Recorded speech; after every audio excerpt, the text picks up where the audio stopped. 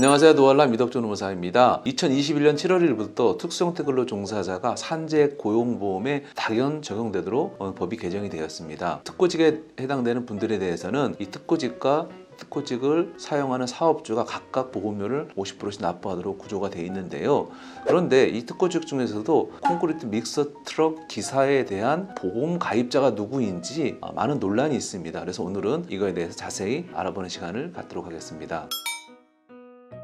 콘크리트와 레미콘은 차이가 있지만은 동일한 의미로 사용되기도 합니다. 특히 건설 현장에 있어서의 레미콘은 건설 자재의 아주 기초적인 재료이면서 가장 많이 들어간 재료입니다. 그래서 건설회사는 이 레미콘을 공급받기 위해서 레미콘 제조사에게 레미콘을 주문하는데요. 이렇게 주문받은 레미콘 제조사는 바로 제조를 해서 그 레미콘을 해당 현장에다가 납품하는 구조를 갖습니다. 그런데 이 레미콘이라는 이 자재의 아주 특수한 부분이 있는데요. 이 레미콘은 1시간 30분이 지나면 바로 굳게 됩니다. 이렇게 굳게 되면은 재료를 사용할 수 없기 때문에 레미콘을 운송하기 위해서는 반드시 레미콘 믹서 트럭이라고 하는 장비를 통해서만이 납품을 해야 되고요. 그런데 레미콘 제조사에서는 이 레미콘 믹서 트럭을 자체 소유하고 있는 레미콘 믹서 트럭도 있지만은 거의 90% 이상은 이 믹서 트럭을 사서 직접 운전하는 사업주가 대부분입니다. 이렇게 레미콘 제조사와 직접 계약을 맺은 지입차주를 우리는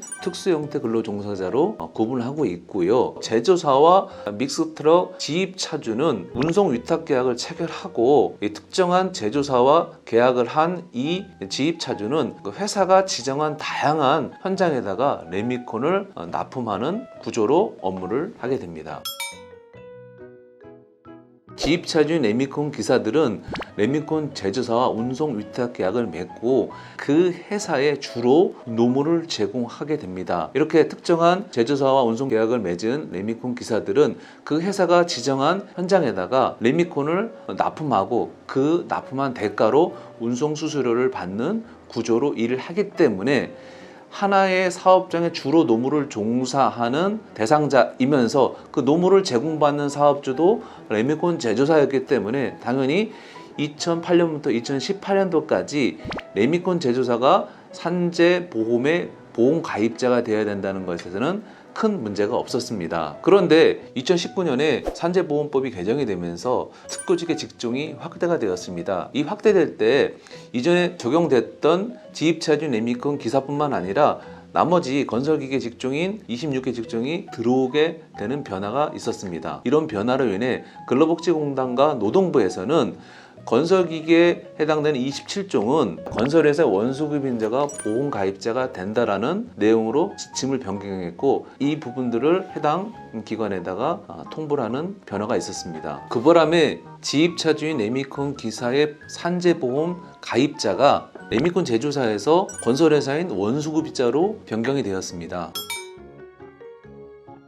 사실 건설회사는 레미콘 원재료를 시킨 것이지 레미콘 믹서 트럭을 시킨 것이 아니고요. 그리고 또한 이 레미콘 믹서 트럭은 레미콘 제조사에 노무를 제공하고 거기서 실질적인 보수를 받고 그걸로 생활하고 있기 때문에 우리 산재보험법에서 정의하고 있는 특구직의 요건에 레미콘 제조사가 부합이 되고 사실은 건설회사는 재료를 시킨 구매자이기 때문에 이분들을 실질적으로 노무 제공을 하지 않기 때문에 산재보험에 부합되지 않는다는 문제가 있습니다. 무엇보다도 2021년 7월 1일부터는 산재보험뿐만 아니라 고용보험도 적용이 되는데요. 이 고용보험의 가장 중요한 부분은 보험료도 있지만 사실은 사업주가 이 특고직에 이비직 신고를 해야 되는데요.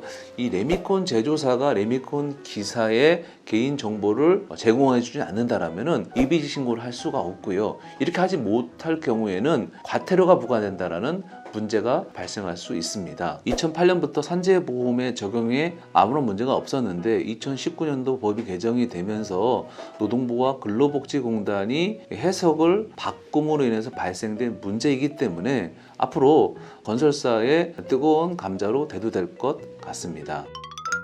여러분 노알람의 노동법 이야기 어떠셨나요? 오늘은 지입차주인 내미권 기사의 보험가입자가 누구인지 자세히 알아보는 시간을 가졌습니다. 법과 현실과 또 해석과의 문제가 발생되는 이슈이기 때문에 앞으로 많은 문제가 발생될 것 같습니다. 오늘 이 영상을 보시고 궁금한 사항이 있으신 분들은 유튜브에 댓글을 남겨주시거나 블로그에 들어오셔서 자료를 참조해 주시면 감사하겠습니다. 감사합니다.